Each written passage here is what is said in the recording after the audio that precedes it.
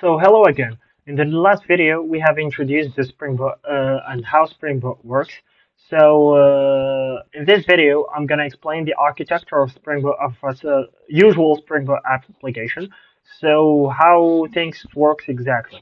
So first, as you may know, with the backends, every backend, which is like, for example, this, communicates with the database. So it is something extremely crucial with the database. So in the database, we have the data of our application, and that's why, for example, when a user fills a certain form, so that form will be in the end persisted into that database. But before, it will be handled by the backend.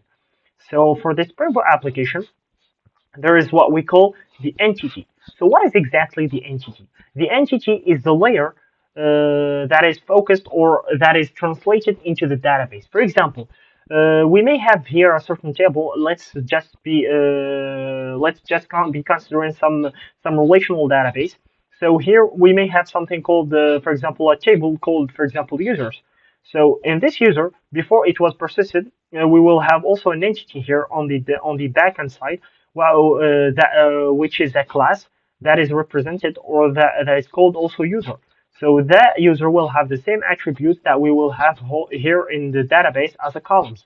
So as you can see, it's more of a projection from the entity, which is here, which is in reality it is a class that will be persisted into the database in a way of a table, or it will be persisted like as a table in the database if we are working with a relational database. So the element that is responsible for that persistence is called the GPA repository, and also it's based on a framework called Hibernate. So Hibernate usually focused on persisting the data into the database. So that's why we have used in the last video the dependency called the GPA repository.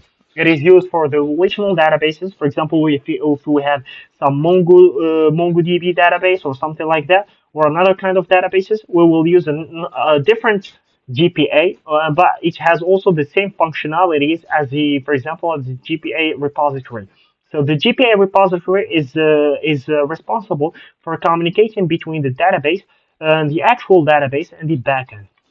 Then we have an upper layer that is called also the service.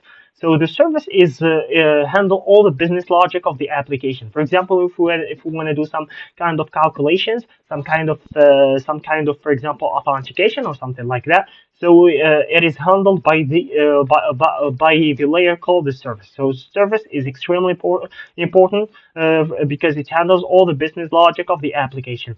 Then we have the last layer, which is the controller. So what is exactly the controller? So as you may know, every backend has to have a front end.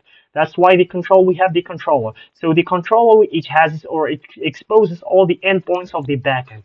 For example, whenever we want to communicate with the front end, or whenever a front end want to communicate with the backend, so it communicates directly with the controller. So in the controller, we have all the